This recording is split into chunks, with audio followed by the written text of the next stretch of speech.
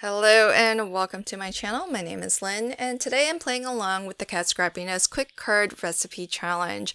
This is a challenge that's going to run all month long, and the idea behind the Quick Card Recipe is a way to give card makers, whether you are brand new to card making or you are very experienced, have 20 plus years experience making cards, it's just a tried and true recipe that you can go back to time and time again to create quick cards that are really lovely.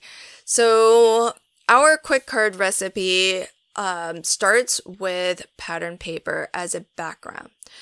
Pattern paper used as a background is a really great way to just break that white canvas so that the rest of your creativity can really start to shine, because oftentimes the pattern paper that you choose can really inform some of your future choices. I'm starting with a very colorful rainbow striped pattern paper from the Crafty Quokka 6x6 paper pad by Cat Scrappiness, and so that really leaves the entire rainbow open in terms of color choices. But you could imagine using a different pattern paper that maybe only has, say, 2 or 3 different colors, and that's going to really help you to start to think about other elements on your card and really develop a color palette for your entire card. So that's why pattern papers are such a wonderful way to start. And sometimes the hardest thing in card making is starting. And it's that blank white canvas that you don't know what to do with.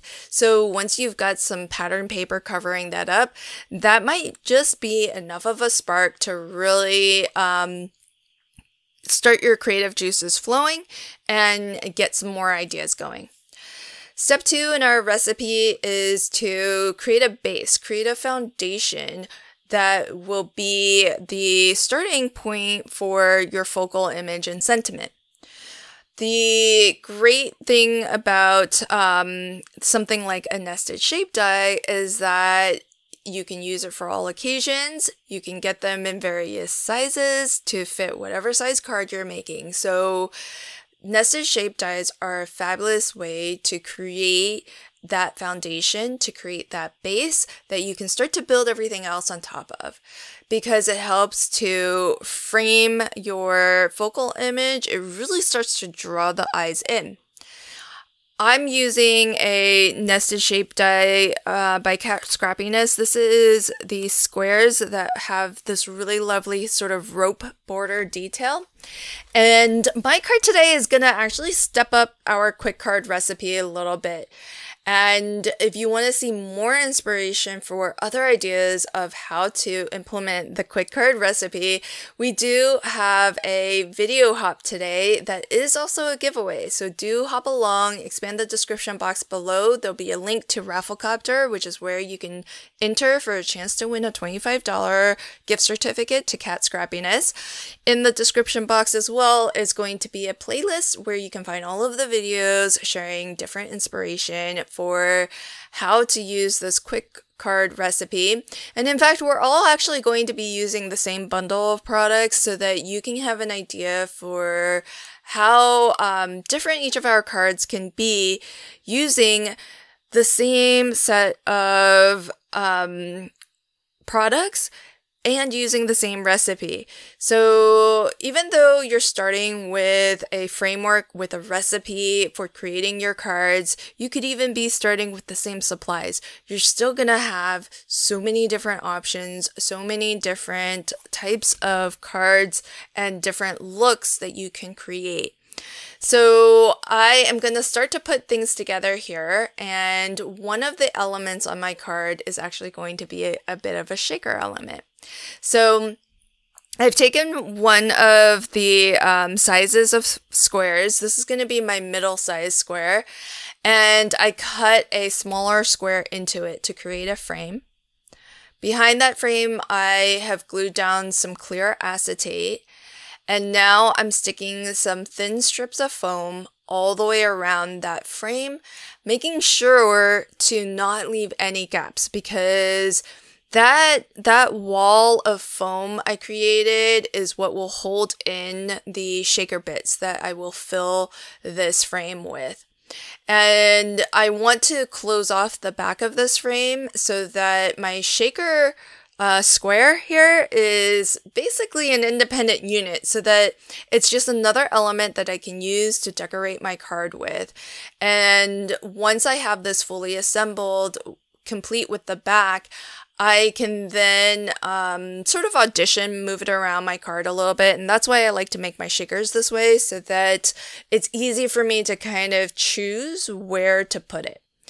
So I've peeled off, or I am peeling off the paper liner, and I'm going to scoop some of these really fun embellishments. These are really lovely little clay slice hearts. The color palette just works really beautifully with this pattern paper.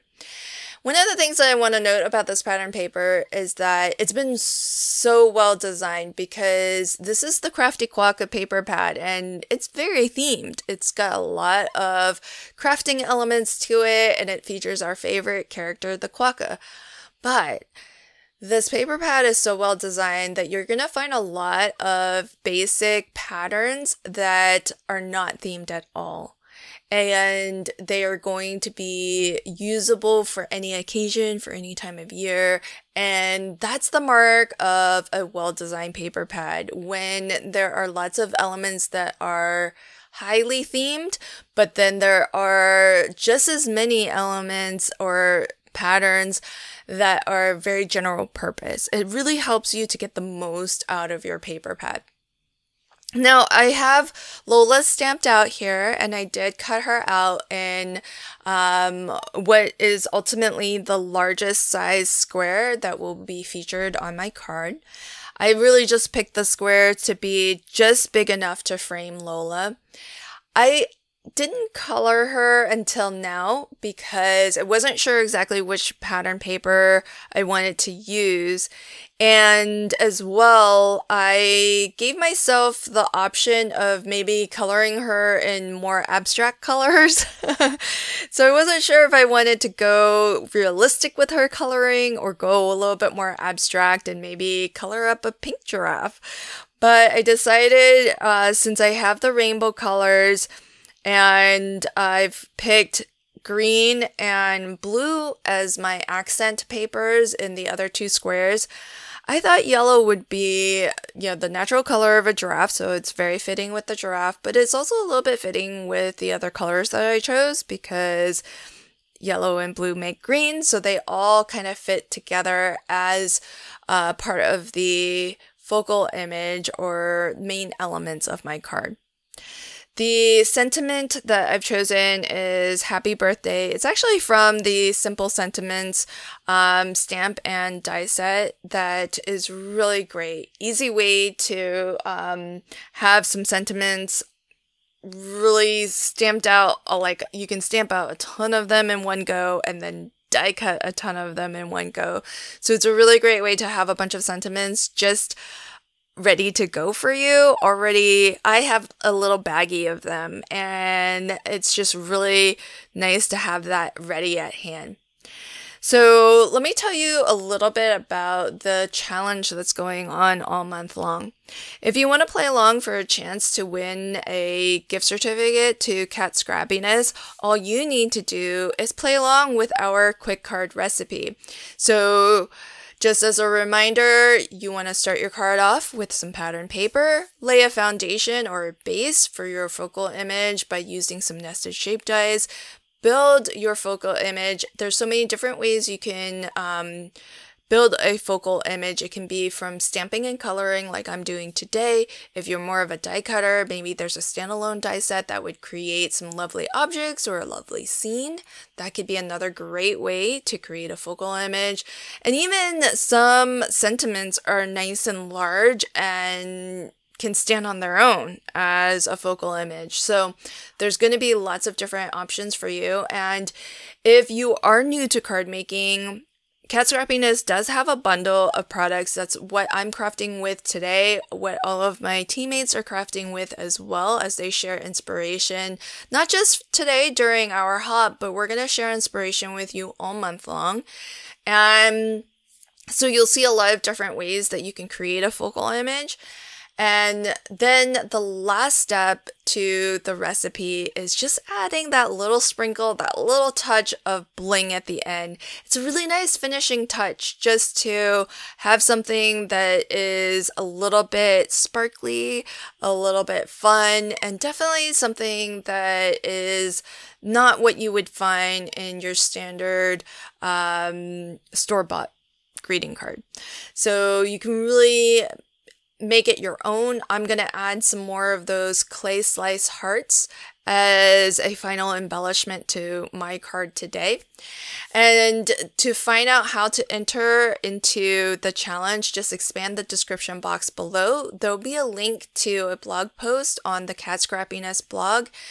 There you'll see a reminder of the recipe, and as well there will be a link party, and all you need to do is to submit a link to the link party. You can enter as many times as you'd like, and you have the entire month of April. Thanks for catching my video today. I hope you enjoyed my card. Do hop along and check out everybody else's video, and stay tuned. The rest of the month we'll be sharing some more ideas with you for how to follow along with this quick card recipe to create some fun cards. Thanks again, and until next time, happy crafting and have a fabulous day. Bye.